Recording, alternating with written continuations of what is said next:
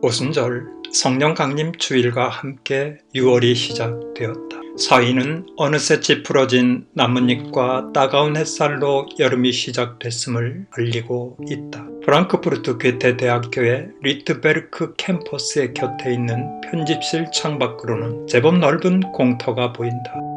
이른 아침이면 이 공터에는 어김없이 들토끼 가족이 모여 제 집 앞마당인 양 이리저리 뛰어다닌다.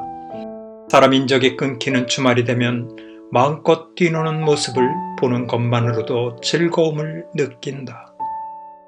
주차구역을 구분해 놓은 경계 부분에는 나지막한 나무숲이 형성되어 있는데 아마도 이곳에 집을 마련해 놓은 것 같다. 시간이 조금 흘러보니 한 주먹 크기나 될까 새끼들이 서너 마리 늘어나고 크고 작고한 야생 토끼들이 3대는 이른 듯 이곳에 자리를 잡고 사는가 싶다.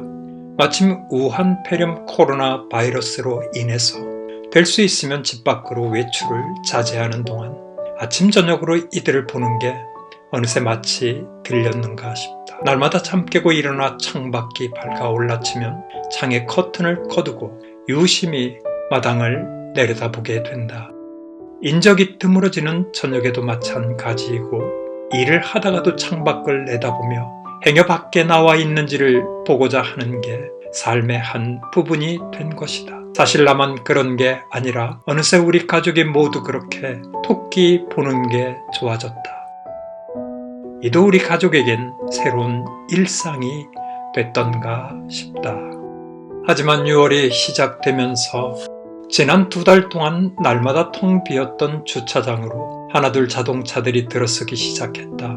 집 주위의 주차장도 거의 빈자리를 찾아보기 어렵게 됐다. 직장과 연구소 직원들이 재택근무가 끝나고 직장과 연구실로 복귀를 한 모양이다. 지난 2주 전부터는 아파트 입구에 있는 헬스클럽이 다시 문을 열게 되면서 주위 자동차 주차장 공간이 항시 가득 차 외출이라도 할라치면 다시 주차할 일을 걱정할 정도가 됐으니만큼 인적이 드물었던 캠퍼스로 오가는 사람들의 발걸음도 많아진 것을 보면서 어느새 내 마음 한구석에서는 들토끼 무리가 걱정이 된다. 얘들은 어떻게 하지? 어디로 집을 옮길 수 있을까?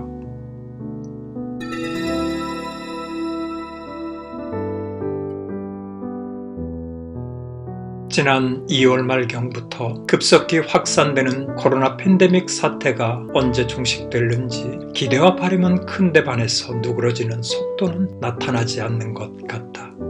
그나마 유럽 지역, 여기 독일에서는 18만 명을 넘어선 상태에 머물러 있고 사망자 수는 많이 줄어들고 있는 것으로 통계가 나타나고 있다. 하지만 문제는 중남미, 남미, 아프리카 등지의 제3세계권으로 번져나가며 연일 그 증가세가 가파르게 상승하고 있어 심히 우려가 된다.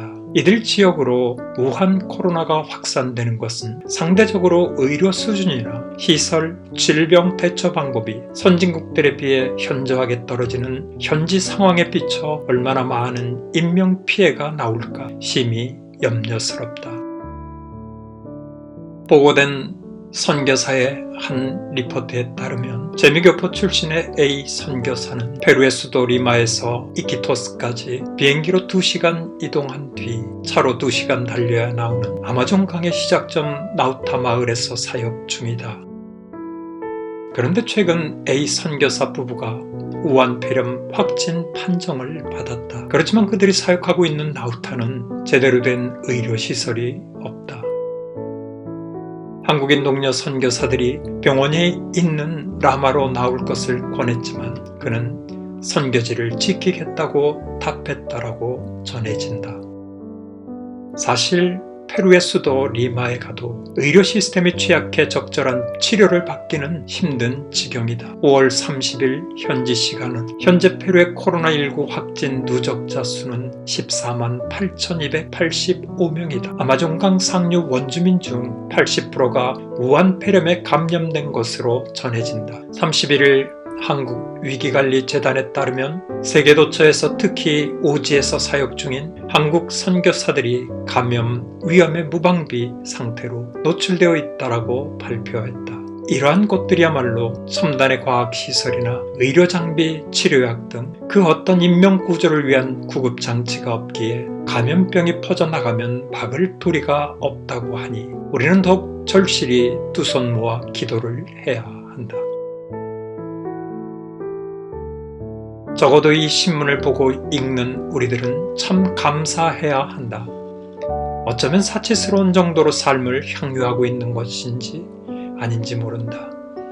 창밖에서 뛰노는 야생 들토끼 무리를 보면서 마음을 쓰면서 하나님의 같은 피조물임에도 불구하고 타민족, 타문화권이라는 이유로 현장에서 일어나고 있는 학살과도 같은 이 처참한 상황에 눈을 감고 귀를 막고 입을 닫고 내가 처한 일이 아니니까 하면서 애써 모른 척 하는 것이나 아닐까 하는 두려운 마음도 든다.